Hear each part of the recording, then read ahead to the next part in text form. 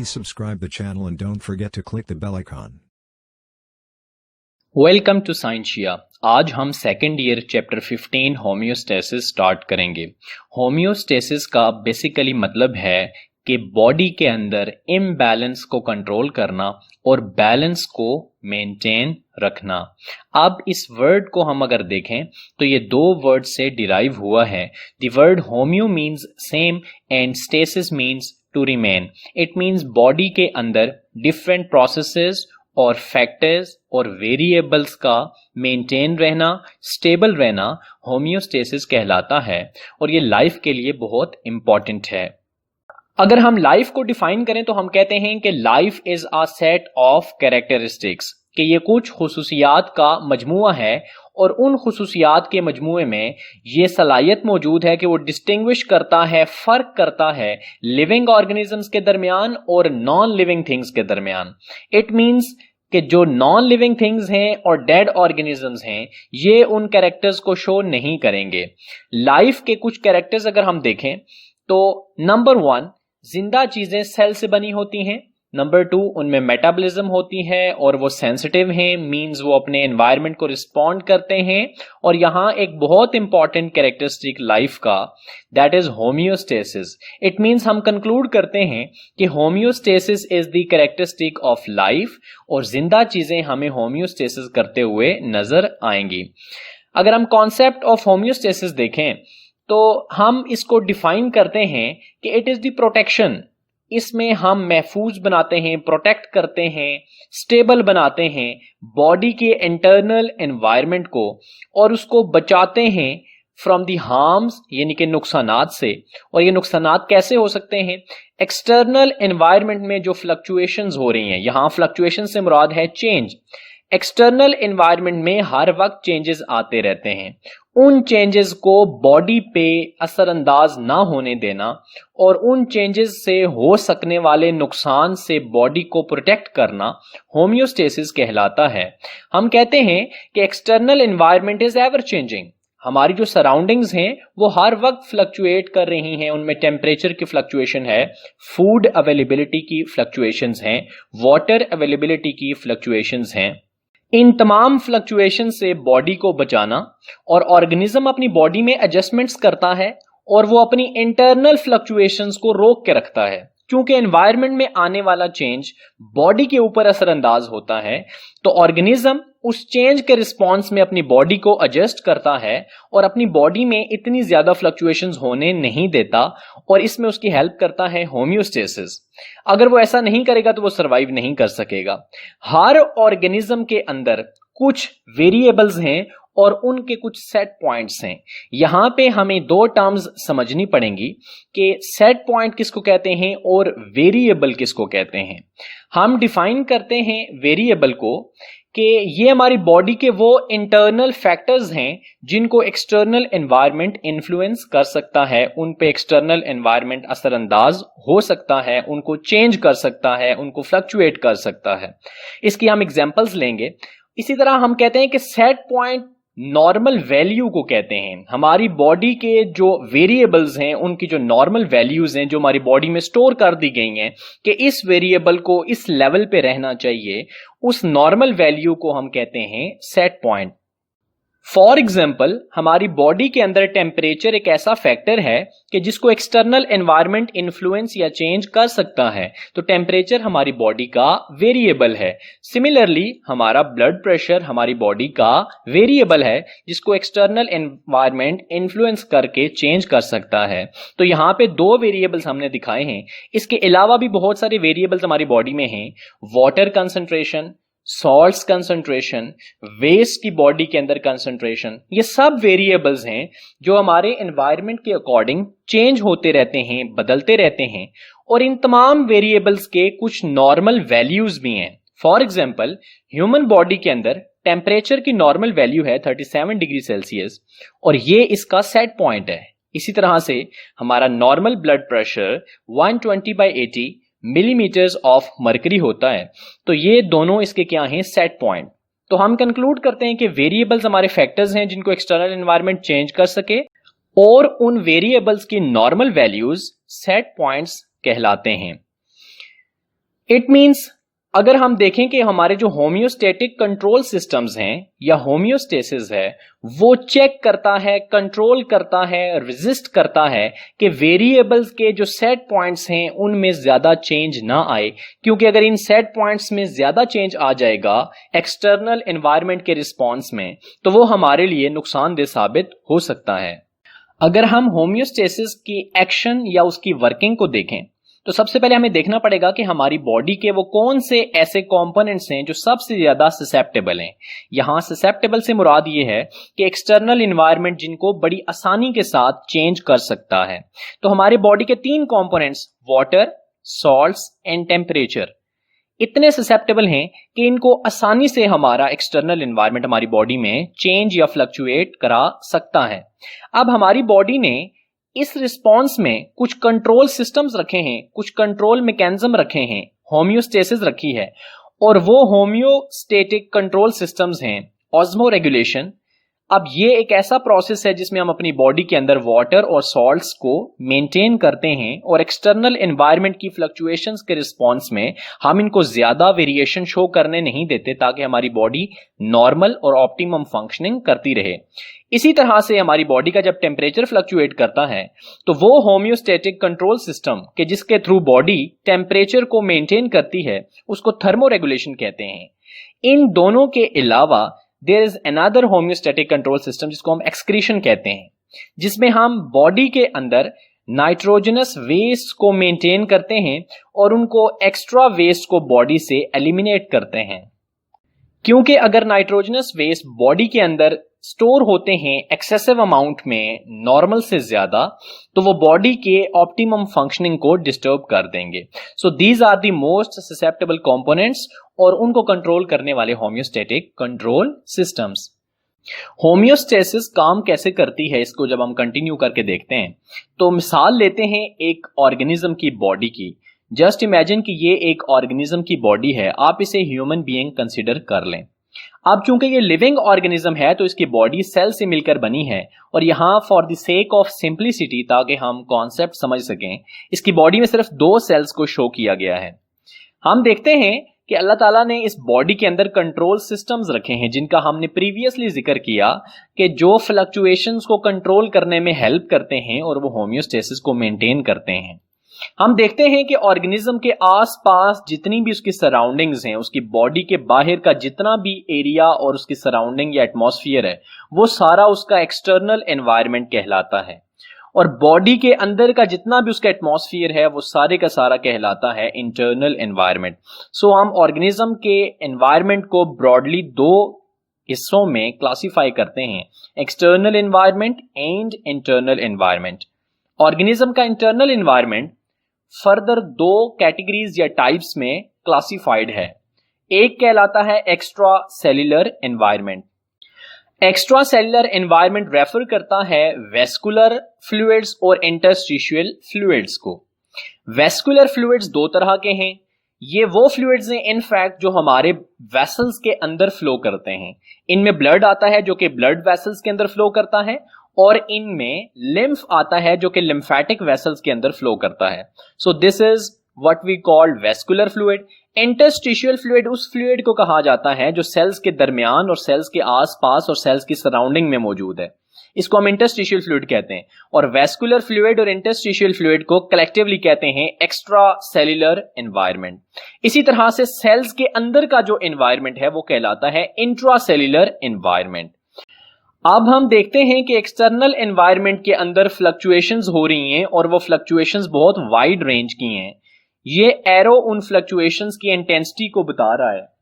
मिसाल के तौर पे अगर आप वाटर की अवेलेबिलिटी को ही कंसीडर करें तो जब बारिशें होंगी तो पानी बहुत ज्यादा अबंडेंट, और जब बारिशें नहीं होंगी तो वाटर बिल्कुल ड्राई आउट हो जाएगा और वहां पे पानी बिल्कुल भी अवेलेबल नहीं होगा। इट मींस एक्सटर्नल एनवायरनमेंट के अंदर वाटर जो है वो from abundance to zero water availability extremes में फ्लक्चुएट करता है। कभी तो पानी बिल्कुल नहीं है और कभी पानी बहुत ज्यादा अवेलेबल है। इसका मतलब है एक्सटर्नल एनवायरनमेंट में एक्सट्रीम फ्लक्चुएशंस होती हैं, वाइड रेंज फ्लक्चुएशंस होती हैं। अगर हमारी बॉडी में भी ऐसी ही फ्लक्चुएशंस होना शुरू हो जाएं तो हम सरवाइव नहीं कर सकेंगे। सो जब हम अपनी बॉडी में आते हैं तो हम देखते हैं कि वो जो फ्लक्चुएशंस हैं उनको हमारी बॉडी नैरो करती है। एक्सटर्नल एनवायरनमेंट में जितनी भी फ्लक्चुएशंस होती रहें, हमारी बॉडी उनको कंट्रोल करती है और उनकी इंटेंसिटी को कम करती है। इस एरो को देखें आप कि बाहर होने वाली फ्लक्चुएशन इतनी ज्यादा है, लेकिन जब ये फ्लक्चुएशन बॉडी की तरफ ट्रांसमिट होगी, बॉडी को असर करने की कोशिश करेगी, तो बीच में मौजूद है कंट्रोल सिस्टम जो इसकी इंटेंसिटी को कम कर देगा और इसको नैरो रेंज में लेकर आएगा। और एक्स्ट्रा सेलुलर एनवायरनमेंट तक आते आते वो फ्लक्चुएशन, वो चेंज जो है वो नैरो हो जाएगा और वो बॉडी के लिए ज्यादा नुकसानदेह नहीं रहेगा। फाइनली जब ये फ्लक्चुएशन हमारे सेल्स तक पहुंचेगी तो अगेन कंट्रोल सिस्टम मौजूद है और वो उसको एक्सट्रीमली नैरो कर देगा और उस फ्लक्चुएशन को बहुत ज्यादा कम कर देगा, जिसकी वजह से वो हमारे सेल्स के ऊपर कोई खतरनाक असर नहीं कर सकेगा और हमारी बॉडी की फंक्शनिंग मेंटेन रहेगी। इट मींस एक्सटर्नल एनवायरनमेंट से अगर हम एक्स्ट्रा सेलर एनवायरनमेंट और वहां से अगर हम इंट्रासेलर एनवायरनमेंट तक आए तो step by step external environment में आने वाला चेंज अपनी इंटेंसिटी में डिक्रीज होता रहता है और वो बहुत कम इंटेंसिटी में सेल तक पहुंचता है, जिसकी वजह से सेल अपनी नॉर्मल फंक्शनिंग जारी रहता है और हम सर्वाइव करते हैं। अगर ये कंट्रोल सिस्टम्स मौजूद ना हो और होम्योस्टेसिस ना हो तो जब हमारी बॉडी में पानी बहुत ज्यादा हो जाएगा एक्सटर्नल एनवायरनमेंट के रिस्पॉन्स में, तब भी हम सर्वाइव नहीं कर सकेंगे।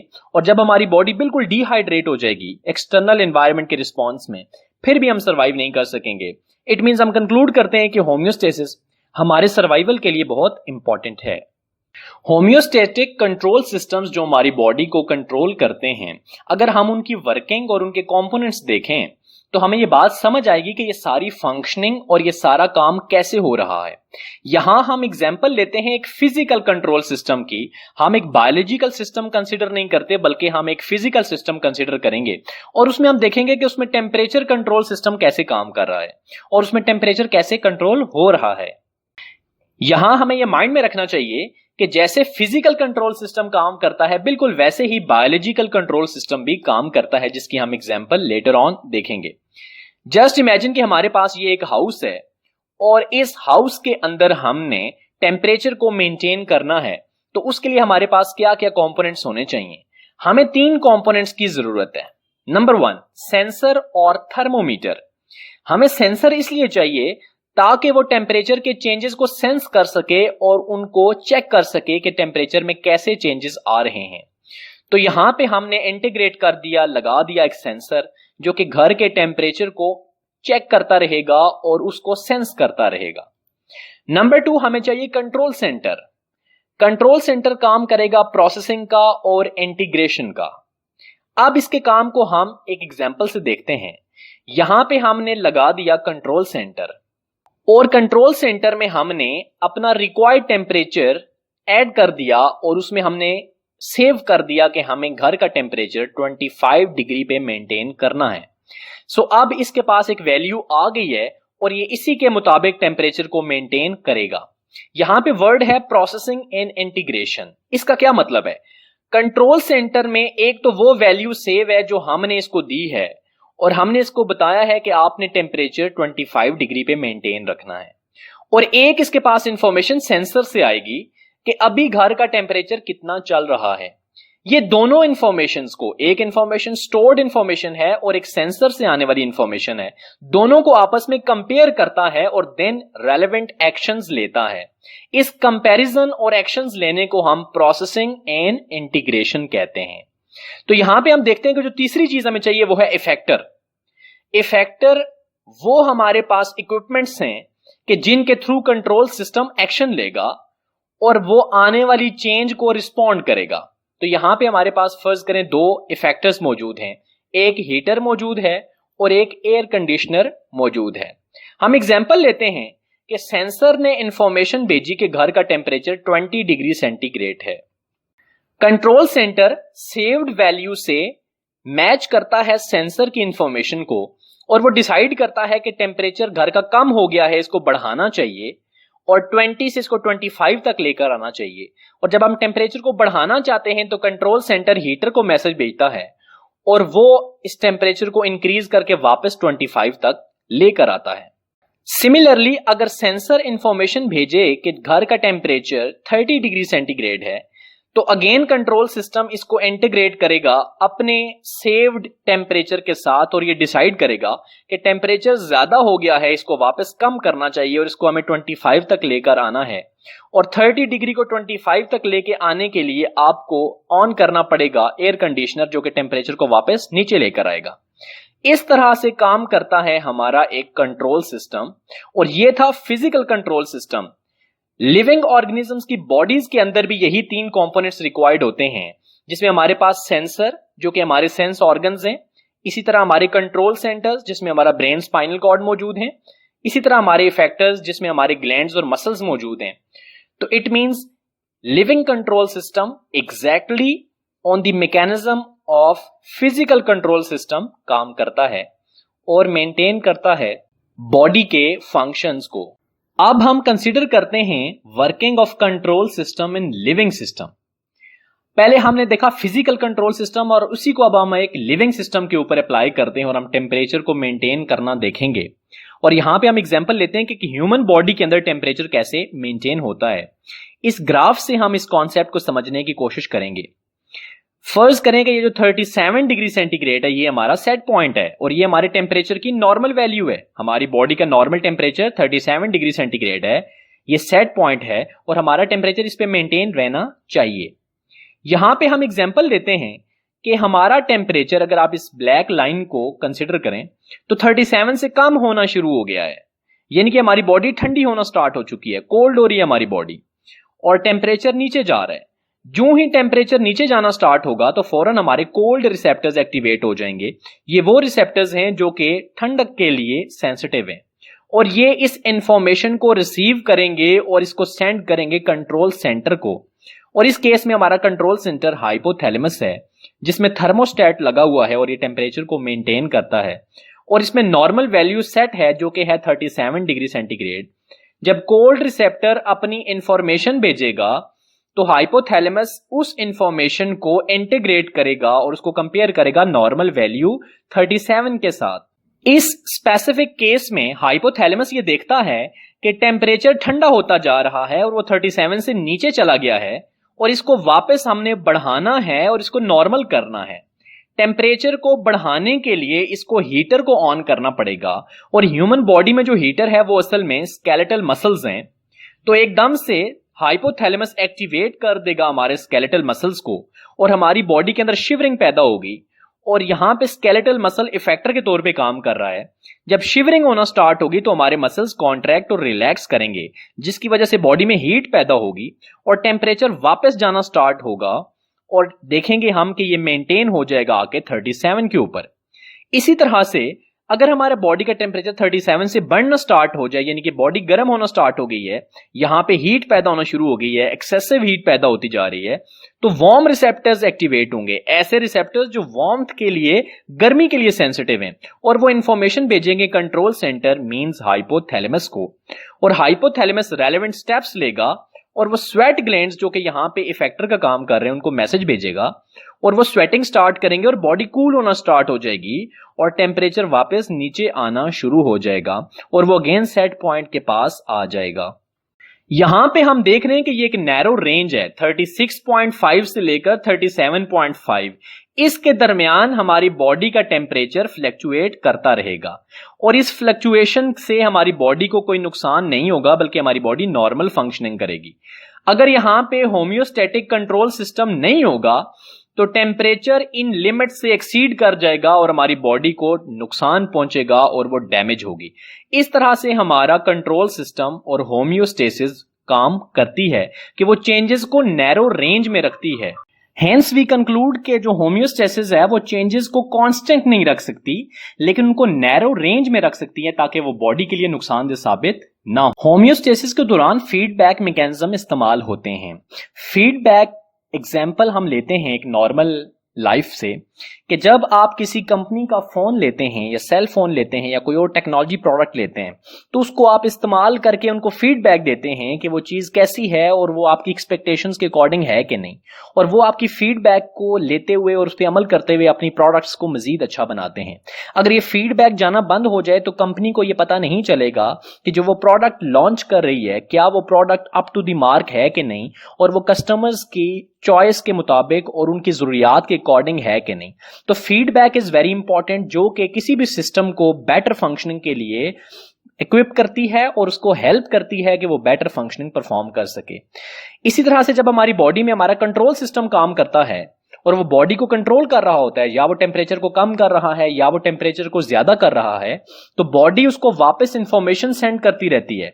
इंफॉर्मेशन जो है वो वापस फीडबैक की जाती है, वापस भेजी जाती है इनटू द सिस्टम, ताकि उस सिस्टम को पता चलता रहे और वो ज्यादा बेहतर और इफेक्टिवली उस चेंज को, उस स्टिमुलस को कंट्रोल कर सके। इसके हम एग्जांपल्स लेंगे जिससे हम एलैबोरेट करेंगे अपने कॉन्सेप्ट ऑफ फीडबैक मैकेनिज्म को। हम देखते हैं कि फीडबैक मैकेनिज्म की दो टाइप्स हैं। एक है नेगेटिव फीडबैक मैकेनिज्म, जिसको अभी हमने स्टडी किया है। अब ये नेगेटिव फीडबैक मैकेनिज्म क्या है? हमने टेम्परेचर मेंटेन किया अपनी बॉडी का प्रीवियसली, जिसमें हमने देखा था कि जब हमारा टेम्परेचर ठंडा होना शुरू हो गया और बॉडी कोल्ड होना स्टार्ट हो गई और टेम्परेचर गिरना स्टार्ट हो गया 37 से नीचे, तो उस वक्त हाइपोथैलेमस ने उसके खिलाफ एक्शन लिया और उसने हीटिंग यूनिट को ऑन किया, स्केलेटल मसल्स को ऑन किया ताकि हीट प्रोड्यूस हो। जो ही हीट प्रोड्यूस होना स्टार्ट होगी और टेम्परेचर नॉर्मल होना शुरू होगा तो बॉडी वापस हाइपोथैलेमस को मैसेज सेंड करती रहेगी, जिससे हाइपोथैलेमस को पता चलेगा कि टेम्परेचर मेंटेन हो रहा है या नहीं हो रहा और वो काम कितना इफेक्टिवली हो रहा है। ये फीडबैक इसके पास जाती रहेगी और ये 37 के पास आके स्केलेटल मसल्स को रोक देगा और शिवरिंग रुक जाएगी। अगर ये फीडबैक हाइपोथैलेमस के पास नहीं जाएगी तो उसको नहीं समझ आएगा कि वो कब इसको रोके और कितना टेम्परेचर उसने मेंटेन करना है। यहां पे जब टेम्परेचर बॉडी का बढ़ना स्टार्ट हो गया था तो हाइपोथैलेमस ने स्वेटिंग स्टार्ट कराई, जिससे बॉडी कूल होना स्टार्ट हो गई। अब ये बार बार इंफॉर्मेशन उसके पास जाती रहेगी और सेंसर्स उसको बताते रहेंगे कि कितना टेम्परेचर मेंटेन हो चुका है और कब स्वेटिंग को रोकना है। इट मींस बॉडी वापस कंट्रोल सिस्टम को फीडबैक देती है, इंफॉर्मेशन सेंड करती है कि जिसकी वजह से वो बेहतर तरीके से काम कर सकता है। अब इस रिस्पांस को हमने नेगेटिव क्यों कहा? इसको नेगेटिव हमने इसलिए कहा कि यहां पे इनवर्स इफेक्टर्स रिस्पांस है। क्या मतलब? यहां चेंज आया था कि बॉडी ठंडी हो रही थी और जो इफेक्टर हमने यूज किया उस इफेक्टर ने बॉडी को गर्म किया है, उसका टेम्परेचर बढ़ाया है, यानी कि इनवर्स रिस्पांस था, उसके अगेंस्ट रिस्पांस था। हमने चेंज को वापस कम किया है। यहां चेंज क्या था? बॉडी ठंडी होती जा रही थी, इसको हमने डिक्रीज किया है। जब भी हम चेंज को डिक्रीज करेंगे, उसको कम करेंगे, तो ये नेगेटिव फीडबैक होगा। यहां पे बॉडी गर्म होती जा रही थी, उसमें हीट प्रोड्यूस हो रही थी, हमने बॉडी को ठंडा किया है, हमने हीट के अगेंस्ट उसको कोल्ड किया, ठंडा किया, कूल डाउन किया। तो चूंकि हम इनवर्स इफेक्टर रिस्पांस दे रहे हैं, this is negative feedback. Negative feedback में डायरेक्शन ऑफ चेंज को हमेशा हम रिवर्स करते हैं, यानी कि अगर बॉडी ठंडी हो रही है तो हम उसको गर्मी की तरफ लेकर जाएंगे और अगर वो गर्म होती जा रही है तो हम उसको ठंडक की तरफ वापस लेकर आएंगे। This is a reverse direction of change. और इस तरह हम कहेंगे कि होमियोस्टेसिस में ज्यादातर जो फीडबैक होता है वो नेगेटिव फीडबैक मैकेनिज्म होता है। इसी तरह से फीडबैक मैकेनिज्म की जो दूसरी टाइप है दैट इज पॉजिटिव फीडबैक, जिसमें चेंज को हम एम्पलीफाई करते हैं और चेंज को हम बढ़ाते हैं। फर्ज करें कि हमारे पास एक ब्लड वेसल है जिसमें इंजरी हो चुकी है और इंजरी की वजह से उसमें से ब्लीडिंग हो रही है। अब प्लेटलेट्स इंजरी की साइड पे आएंगे और वहां पे जुड़ना शुरू हो जाएंगे, एडहेयर करेंगे, वहां पे अटैच हो जाएंगे और अटैच होने के बाद ये प्लेटलेट्स कुछ केमिकल्स रिलीज करेंगे। वो केमिकल्स ब्लड में जाके मजीद प्लेटलेट्स को यहां पे लेकर आएंगे। हम देख रहे हैं कि ये जो चेंज है बॉडी को बढ़ाती जा रही है। मजीद प्लेटलेट्स यहां पहुंचेंगे, वो भी केमिकल्स रिलीज करेंगे जो मजीद प्लेटलेट्स को अट्रैक्ट करेंगे। इस तरह ज्यादा से ज्यादा प्लेटलेट्स यहां पे आते रहेंगे और उस वक्त तक आते रहेंगे जब तक यहां पे प्लेटलेट्स का प्लग नहीं बन जाता, जो कि इंजरी की साइड को पूरी तरह ब्लॉक कर देगा और ब्लड यहां से जाया नहीं होगा। हमने देखा है कि यहां पे चेंज था प्लेटलेट्स का जमा होना और बॉडी ने इस चेंज को एम्पलीफाई किया है, इसको इंक्रीज किया है। प्लेटलेट्स ज्यादा से ज्यादा जमा होते गए। This is what we call positive feedback, कि जिसमें आने वाले प्लेटलेट्स बॉडी को मैसेज देते रहे कि वो पहुंच चुके हैं और मजीद प्लेटलेट्स को आना चाहिए। तो चेंज को एम्पलीफाई किया गया और फाइनली यहां पे प्लग फॉर्मेशन हो चुकी है। तो अगर तो चेंज को कम किया जाए that is what we call negative feedback, और अगर बॉडी चेंज को एम्पलीफाई करती है, उसको बढ़ाती है, that is what we call positive feedback mechanism.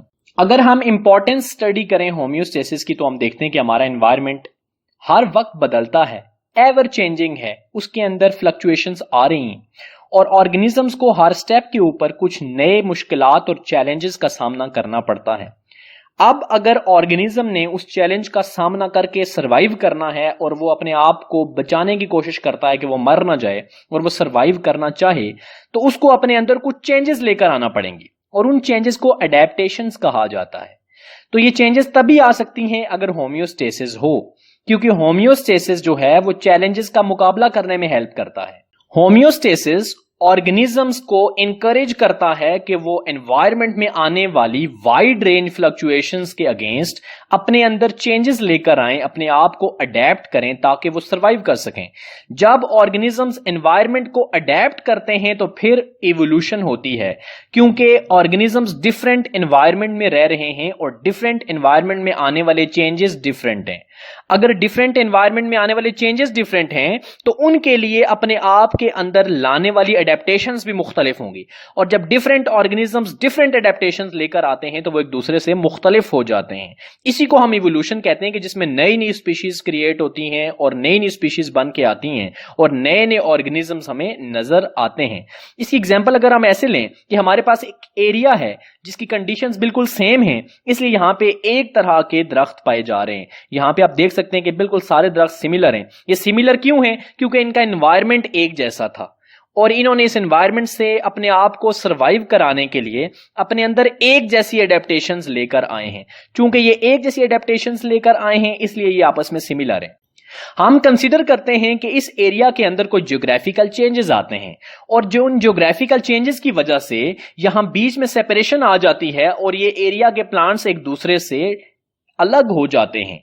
कोई ज्योग्राफिकल चेंज आया, कोई अर्थक्वेक आया, कोई भी ऐसी चीज जिसकी वजह से ये एरिया दो हिस्सों में डिवाइड हो गया और ये प्लांट्स एक दूसरे से सेपरेट हो गए और दोनों साइड्स की कंडीशंस बदल गई। पहले कंडीशन सेम थी, अब चेंज हो गई। लेट्स से इस तरफ बारिशें बहुत कम हो रही हैं, बारिशें ना होने के बराबर है और खुश्क साली है, और इस साइड के ऊपर बारिशें बहुत ज्यादा हो रही हैं और यहां पानी बहुत ज्यादा अबंडेंट मौजूद है। अब इस तरफ के चैलेंजेस डिफरेंट हैं, इस तरफ के चैलेंजेस डिफरेंट हैं। अगर इन प्लांट्स ने अपने रिस्पेक्टिव एनवायरनमेंट्स में सर्वाइव करना है तो इनको रिस्पेक्टिव एनवायरनमेंट के मुताबिक अडेप्ट करना पड़ेगा। यहां के प्लांट्स और यहां के प्लांट्स देखें डिफरेंट तरह से अडेप्ट करते हैं। इधर with the passage of time desert बनता है और डेजर्ट के अंदर पानी बहुत कम होता है। यहां के प्लांट्स कम पानी का मुकाबला करने के लिए अपने आप को तैयार करते हैं और वो देखें बिल्कुल डिफरेंट हो जाते हैं।